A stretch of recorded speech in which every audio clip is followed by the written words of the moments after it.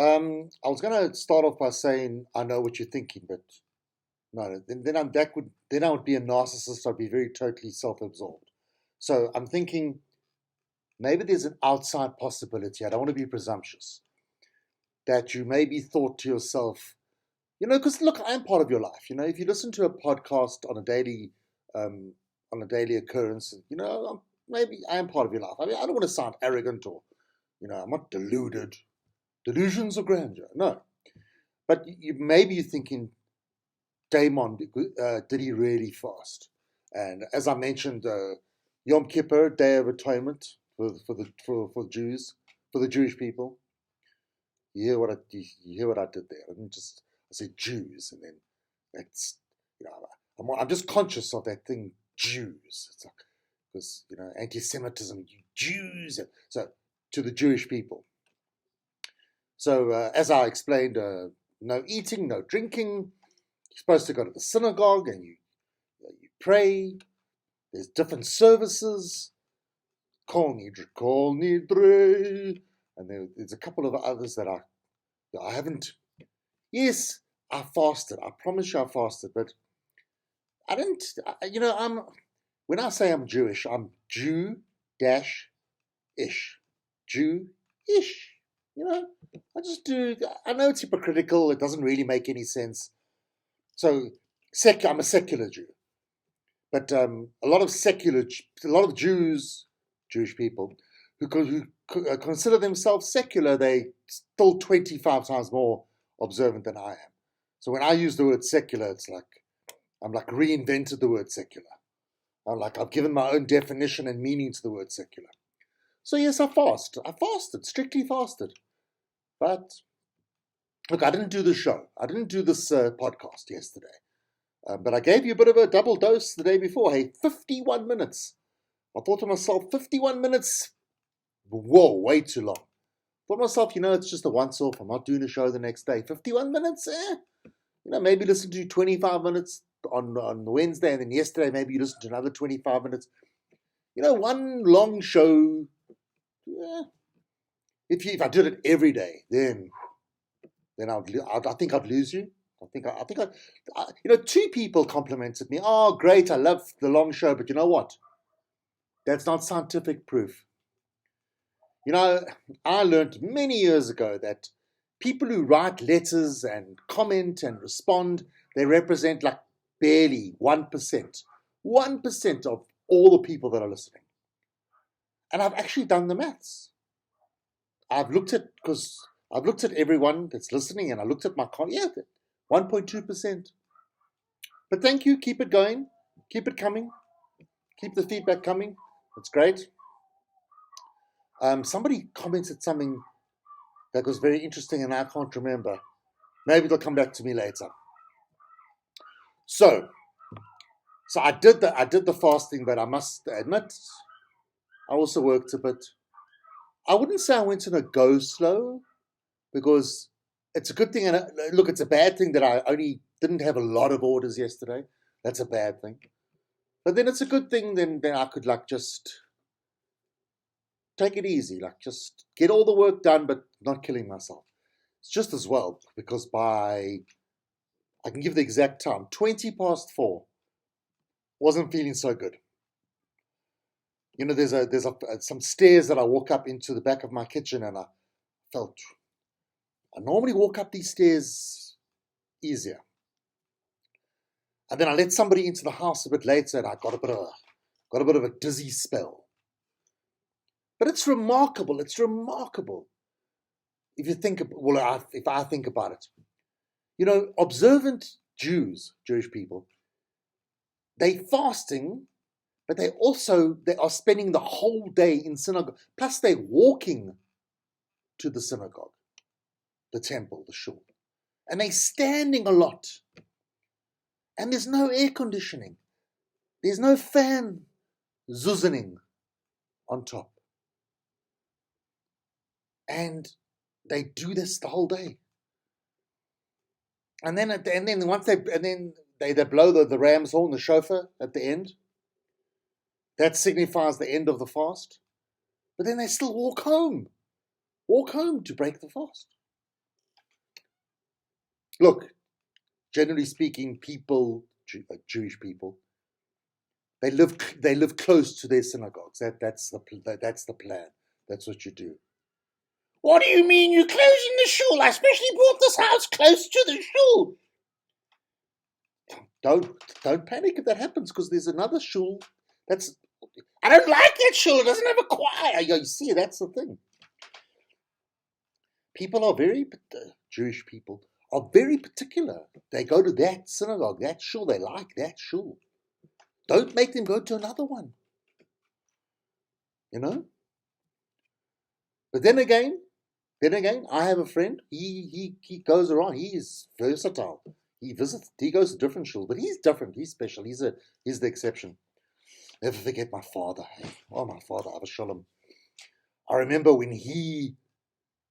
Is this boring? I hope this isn't boring. Listen, I thought to myself, I'm going to do this, and I'm hoping you can relate to this if you're not Jewish. Or if you are Jewish, you're probably thinking, hey, he doesn't represent, he's not representative. He's a self-hating Jew. He's not Jewish. He's not representative of us. Yeah. Maybe I represent a little. But you know what? Maybe you can still relate to this. You know, your church community, your temple, your mosque. You could be a Buddhist, could be a Baha'i, a Sikh. So look, if I do this one bad episode, if I did it every episode, then I understand.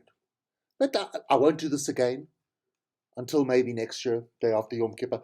So maybe in 364 days, I might do this again. I'll never forget, my father he joined the one synagogue. It was actually, he was one of they built the synagogue, let's call it Glen Hazel Shul. He was what you call a foundation member. It was built in the early 60s. So while Nelson Mandela and Walter Sisulu were being rowed in the boat, was in a boat going to Robben Island, my father was joining the shul. I mean, that was South Africa. That was South Africa. That was the dichotomy. Whew. What a weird country, hey? Sure. Do we have a history? Anyway, many years later, my father decided, hey, he's changing shuls. I'm going to Pine Street. And the rabbi phoned him, Mr. Kildare. He was like an American. He was an American. Mr. Kildare, Aubrey, you're a foundation member. So he had this like American accent, but with a little bit of South African accent. You're a foundation member. Where are you going? So my father gave him this lecture that it's not a friendly shul and he never felt welcome. The real reason maybe that was part of the reason. Maybe, I suppose it was. I mean, I never liked it. Not my thing. Maybe I'll go into that. The new shul had, well, not a new shul. The Pine Street had a choir, and my father was good friends. What was his? I don't remember his name. Who was a member of the choir, and he told my father, "Hey, I'm in this shul choir," and my father said, "Hey, why not? Let's go to the." That's the real. I think that's the main reason, because I found out in later years, or I found out when I was a teenager, my father, when he was growing up as a kid, was in the shul choir. My father was in the shul choir. How's that? So was Simon and Garfunkel, by the way. There you go. You didn't know that, eh? They met in the shul choir. Simon and Garfunkel. You never heard of them, eh? You've heard of Paul Simon? We'll just Google Wikipedia. Concert in the Park, 1981. And so that was that. And this morning, while I was having breakfast, just by the way, just on a slight little tangent, no eggs this morning. No eggs. So we have a system.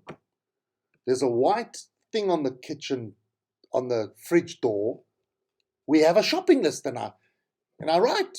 We have a system. It was implemented in the middle of the lockdown because we stopped going to the shops. We started using Checkers 6060. The Pick and Pay one, not as good as the Checkers 6060. Did you read that the Checkers 6060 is the top delivery service? Hey, beat them all. Feed them all. Yeah, they're doing a good job.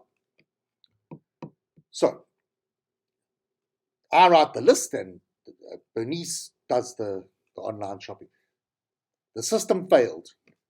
I knew that I had 2 eggs on Wednesday morning. I know I finished the last 2 eggs.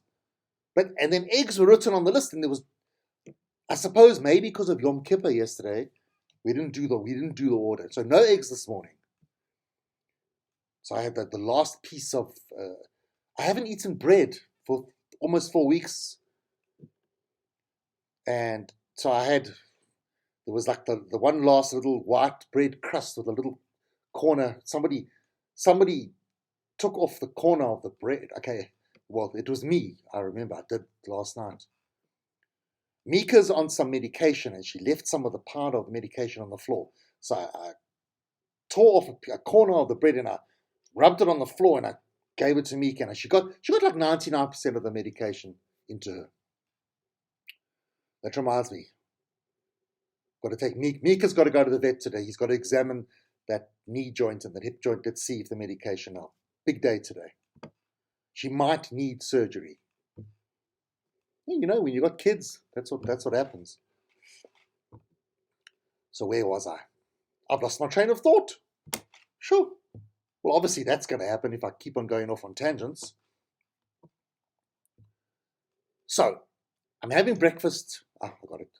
I'm having breakfast and I'm thinking, I'm doing all this retrospection and analyzing growing up and why, in terms of just Judaism and religion and observance and believing in God and going to synagogue and mainly not going to synagogue and not being kosher, and I'm Jewish, but I'm Jewish. And I went through I went back into like almost like a time machine, and I was analyzing and reflecting and thinking.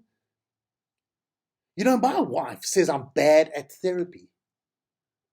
And I understand why she says that now.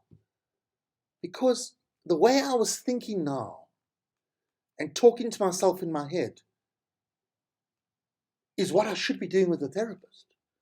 But I don't think I ever have. But then I didn't know that's what one had to do. So I'm looking back and I'm thinking to myself, how did I land up like this? And I'm thinking, and I remember now. And I think I've blocked this, I've forgotten. You forget things. I think growing up as a child, being the last of 6 children, I wouldn't say I was ignored, but I was like, I don't know. Ignored is a strong word. Kind of like hiding away in the background. I think I developed not a mild form of agoraphobia, like the fear of the marketplace. That's the direct translation. Fear of crowds. And I remember walking into a room full of people or going into a party. I was always very self-conscious and nervous and uncomfortable. And I think that's where it starts. In those days, back in the late 70s, 80s, in Johannesburg, you mainly had the big main synagogues. 40 years later, there's a lot more. There's all these small synagogues. They're called shtibbles, or just there's Chabad and other small synagogues. More individualistic, more one-on-one. So you used to enter the synagogue, and just like you feel like that whole thing where everyone's looking at you, and this uncomfortableness and this just such uncomfortableness. And do I have a seat? Do I not have a seat? I've got to go get the prayer book, the Siddur. Am I choosing the right one? Are people watching me that I know what I'm doing? Am I choosing the right one? Am I putting on the prayer shawl? That's the talus, correct? Have you seen? You've watched the Frisco Kid, or what's it? The jazz singer. Yeah, the movies. Prayer shawl, Jewish people wearing the white thing. Am I putting it on correctly? All the self-conscious stuff. And in hindsight, very irrational. What, is everyone looking at me? Really? Is everyone looking at me? And why did I think that? Because I'm looking at everybody all the time. I'm observing people. I'm examining, analyzing, criticizing, judging. I'm looking at people all the time. So in my mind, I'm thinking everyone else is doing the same thing. And they're all examining me. But you know what? They're not. Not everyone's like me. I'm not examining and observing and analyzing. Sorry, they're not. But I am. So this deep self-consciousness. And you know what? My father was right. It wasn't very friendly. You arrive and everyone's like so serious, and it's like not a friendly vibe. I feel like it felt like a judgmental vibe. Maybe the irrational, unfounded perception, but that's the way it felt at the time. So with that kind of foundation, there's no ways I was ever going to become this big synagogue goer, big observant of the Jewish religion. It was never going to happen. It was never going to happen. Besides the fact, attention deficit disorder and I couldn't concentrate. My Hebrew reading, also, not good enough to follow a service. I mean, I would stand there and like get what a nightmare. What a nightmare. And then you're on the wrong page all the time, and you're self-conscious because someone sitting next to you starts turning your pages and someone's pointing to show you that's the right place. That's the right place. Just leave me alone. Do your own thing. Then you get even more self-conscious. That everybody in the shul see this man showing me. Oh my Lord! And then, with the judgmental and everyone's watching you. Am I wearing the right clothes? And 8 out of 10 times, I'm not wearing the right clothes. We weren't poor. It's not like I was wanting, but this is what happened. I had 2 brothers and 3 sisters. I was the youngest. So what happened? I would get all the hand-me-down clothes. All the clothes, like synagogue clothes, like wedding, sort of smartish clothes. Most of it hand-me-downs. Hand-me-downs. The range was not great. It was like I was at Yad HaAron, that's like a charity thing, picking out like someone's hand-me-downs. So I didn't always, I was looking for a certain shirt. I want to wear that shirt. And then when I got to the phase where I was the same size as my brothers, for some reason they got dressed before me. I'm looking for a shirt. Oh no, Jason's wearing that shirt. I can't wear. Oh no, Philip's. They got the shirt before me.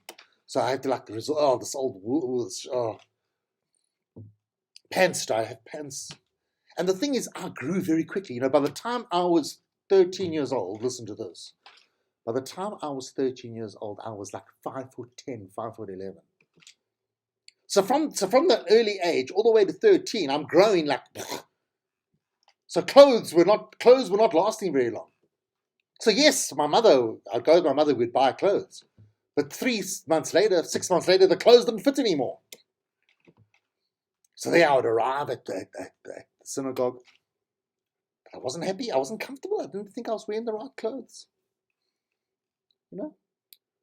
Whew. Hey, complicated. And then I can just, so you might be listening and you're thinking, Damon, let me take you under my wing. I'll take you to shul. I'll introduce you. Let's start all over again. No, I'm very happy. I'm happy with my situation. Because besides, and I alluded to this already, besides all the foundational occurrences of my life that led to all of this, I don't have the aptitude for it. I don't have the aptitude, the chesach for doing it. There's got to be, each to their own. Takes all different kinds to make the world. Can't all be perfect. We can't all be 100% observational. Look, hope you relate to this. Did you experience the same thing in church, temple, Hindu temple, mosque? Oh, I feel for you if you. Oh, imagine you're me, and you're like 13 years old, and you're in Afghanistan. You're in Kabul. The Taliban's just taken over. You've got to like be in mosque. Can you imagine? Well, your life depends on it. Your life depends on it. Sure. Anyway. So, we broke the fast last night. We did it different. We ordered. I didn't eat a lot of pizza growing up. But we got pizza. Pizza arrived last night. And then I ate a lot of pizza. A lot of pizza. A lot of pizza. And then that's where it should have ended. We had the pizza, that's where it should have ended. So I'm actually just about to go to sleep. It's like, what is it? It's about 9:30, 9:45. Bernice pops in, don't you want to do some ice cream for all of us? So, my immediate reaction is not a good idea. I'll make the ice cream, I'll do the ice cream for them, but not for myself. And of course, my daughter is very excited. She's very happy about this development. So I do the ice cream, and of course, okay, I have ice cream as well, more than everyone else. And before I carry on about the actual story, let me just quickly give you an ice cream review. Can I give you my recommendations? So I've bought the Stracciatella from Woolworths. Like off and on over the years, it's not a bad ice cream, and I haven't had it for a long, long time, so I couldn't remember exactly. My favorite ice cream, the best ice cream, which I would recommend as a store-bought ice cream, is the Gino Ginelli Hazelnut Praline. You will not regret it. Best ice cream. But here is the thing. I think it's such a top seller that very often when I go to the shops, they're out of stock because I think it sells the best. So the other Gino Ginellis, don't recommend it. The one is like a caramel one, which I've never tried. I'm not into caramel. The other one is a cookie, what do you call that? I can't remember what it's called. It's a cookie kind of ice cream. Not worth it. So I didn't buy anything that particular day, but then I was at Woolworths the other day and I thought, I did Tin Roof recently. Tin Roof, funnily enough, I used to love the Tin Roof, but I won't buy. It's okay. It's okay. Won't buy it for a while. Decided, let me try the Stracciatella. I said, Stracciatella, we haven't done this for a while. I said to the Stracciatella, we have not done this for a while.